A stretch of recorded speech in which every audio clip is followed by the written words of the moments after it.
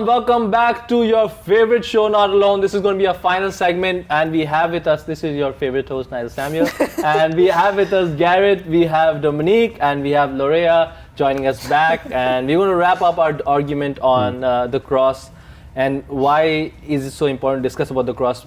But we want to keep it simple also because, and more relatable to our life. And so Jesus died on the cross, he shed this love for us. But in a certain way, he also, in the scriptures, he calls up us to carry our own cross and follow him. How does that journey really look like? Because there are certain crosses, so get my question right. So there are certain crosses which is very visible. Like crosses like, oh, somebody is not treating us well, but we're still called to love him or love her. That's a very visible cross. Most of us know about it.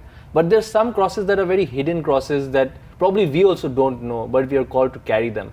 Have you ever felt like surprised that, oh my gosh, this is a cross in my life and I should really bear this with the joy of Christ?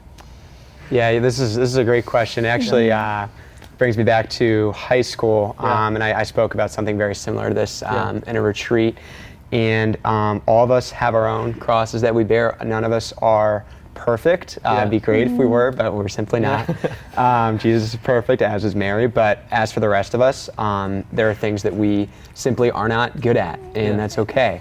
An example for myself, I am not the best when it comes to hands-on things. I wish I could claim I was a super handy guy, but I'm simply not. And so for me, that's just been a cross that I bear. I recognize that I'm not the best at those things, so I simply seek help and ask people, because I realize too when somebody turns to me and asks me to do something for them that maybe I'm a little bit stronger at, I'm very excited to help. And so it's really good to kind of get over that barrier of thinking like, oh, it's so embarrassing if I have to seek help, if I make this known that I struggle with this particular thing. But I really do think that Christ wants the opposite of us. He wants us to be vulnerable.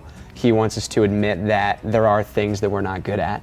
And that then gives someone else the opportunity to display their strength. And I think that's what makes great couples too, right? You've got the opposites attract.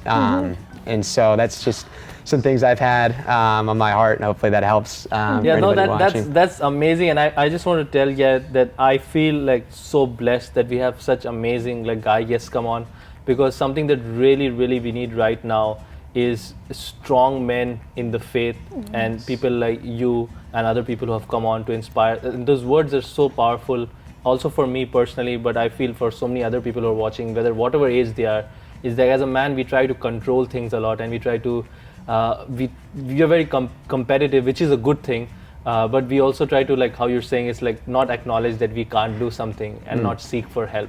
But as a man, to be vulnerable, to allow yourself to be loved and hurt, to allow yourself to be just experienced by others, to allow everything that's happening in your life into your heart, to take things deep inside, because we men put a big wall in front of us and don't even acknowledge our own weaknesses. It's so much stronger. Well, some people think that, oh, if I go beat up this person, I am the stronger man, which is the worst thing. Recently, Jason Everett came on to Ave. I don't know if you were there at the talk, but he said something really cool, and I've heard him say this before. I follow Jason Everett since like 6-7 years now. I've heard him say this, that this guy would say that, oh, I will give my life for the girl I love. So Jason Everett says, okay, then do it. He's saying, oh, what are you saying? He's saying, no, your girlfriend or the person whom you love is not someone who knows the mafia, that they'll put you in the gunshot, so either I kill you or not. You have to die to yourself. You have to die to your desires. You have to die to your lustful desires. And we as men are usually not that vulnerable to acknowledge that, hey, I'm addicted to pornography. Hey, I have bad thoughts that come to my mind. And it happens to most men, but to be able to acknowledge that and to pursue that with humility, to pursue the virtue which would lead us to purity, it takes a lot of strength. I think that's who a real man is. That's who a real man is vulnerable and open. But thank you so much for sharing that. No, absolutely. Great point. You want to add something more? I've got one more thing. Yes, I went on a rant. I'm sorry. No, that's okay. I just want to give a shout out to Joseph Cox. I don't think Yeah. he's listening right now. He's actually traveling Yeah. up to Ohio, but dear friend of mine, he's headed up this really cool group at Ave Maria called the St. Joseph's Men's Yeah. Group that consists of guys from the university who are like-minded and just striving to become better, more faith-filled men. And something that Nizel touched on that's so true is that we as men really struggle to put into words, what we ourselves are struggling with. Yeah. But the purpose of this group is to kind of open guys up and to really follow the lead of St. Joseph, who is the best example for us. Oh my men. gosh. He's something else. He's the terror of demons. He has so Yeah. many different titles. I can't even think right now about him. But he's our example, and it's just something like so good when you get guys and girls both, just everyone to just open up and just be honest about what they're going through, how they're feeling, because that can just be a tremendous help to those listening as well. No, that's a great point. I want to add something more. When you brought up St. Joseph, is like, I know most of us, we pictured St. Joseph like really old, but he wasn't. It's kind of to picture that St. Joseph old so that Mary's virginity was protected. That was the tradition in the early church. I'm not sure if you know that, but most of the thing that the depiction of his painting was because of that.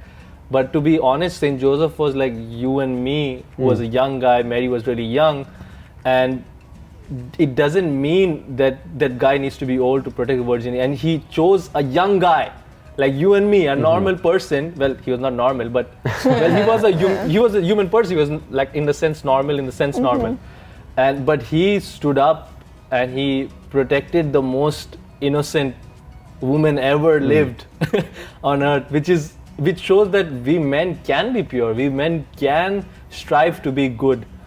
We men can strive to be holy, and your life is a testament to it. So I'm really grateful for your continuous run to the faith. So thank you, Gary, for joining us. Dominique, sorry. When I get when some good guy comes on, I get to panic. I did the same thing with Sergio like so many times. Oh my gosh, I love Sergio. You know Sergio? I know Sergio. I know Sergio too. He's awesome. I love Sergio. Sergio, what's up? But yes, Dominique. Can you repeat the question? Yes, I knew this was going to happen. I knew we went such on a rant and everything. But we were talking about bearing our own crosses. Yeah. And have you ever been? Has there any cross in your life? Has there ever been a cross in your life which you are not aware of, but now you probably are, and you're trying to bear it in your pursuit towards the heart of Jesus? Oh yeah, I think like we all have our crosses that we don't even talk about. I mean, like you were saying, it's good to have people that you trust, and obviously when you're in holy hour and you're speaking to God and you have those moments, like He's the biggest confidant you can have. Yeah. But I think sometimes even still, like we're going through our internal struggles. Maybe we have the external ones, but we also have the internal ones that we tend to keep hidden because we're afraid of what could come if we talk about those things. And that's something that I've had in the past countless of times. Yeah. But I think with me, getting closer to my faith, because that was a big one too. That's something I struggled with for a long time. But now that I'm getting closer and just getting closer to God, I'm, being more in touch with my faith, I'm realizing that all those things that I went through in the past were big crosses. There were things that I never knew were crosses until I was like, oh my goodness. Those were things that I went through, even though they might have seemed like impossible to get through in the past. Now I went through, and I think I was able to get past those things because God was there right with me when in my darkest times, He was right there. So, yeah. That's so beautiful. Thank you for sharing so honestly. That's amazing. Ray, would you like to add something? Let me just be relatable. Like, it's hard out here for young people, and I'm sure for older people too, but it's hard out here for young people nowadays. On top of all of the crosses that we were born with, our internal struggles or maybe bad dispositions, vices, on top of that, there's just so many things that our culture has normalized that to not do those is like a cross. Like anything, like drinking, purity, drugs, like what the heck? It's so hard. So Yeah, you know, just every day. Every day is a struggle, but it's a blessing in disguise because, you know, there's just like so much like opportunity for growth and to put in effort and to show Jesus love just like he showed us love. Like, let's help him back, you know? Yeah. So, yeah. That's so beautiful, and I think you all of you guys are right, and also the part that you're saying this came to mind is the cool part, and I think I just want to tell all of you guys who are watching is that if your friends in your high school tell you that just because you practice faith you're not cool, which I'm sure we faced that. If your friends in university says you're not cool just because you practice faith, if your neighbors say that, if your family members say that, it's all a lie. What's important is Christ in our life. What's important is that we recall what Christ did for us on the cross, to let our hearts, not just our mind, but our whole self to be given to Christ. And we are just so grateful that you join us every week, and we want to let you know that we love you, and we're going to close the show. I'm sorry, I got distracted with the music and the background and everything. But we want to let you guys know that we love you, and we'll see you again next week, same time, same place. So together we say something, Garrett. So we point and we say the name of the show. So don't forget, you are not alone. See you guys.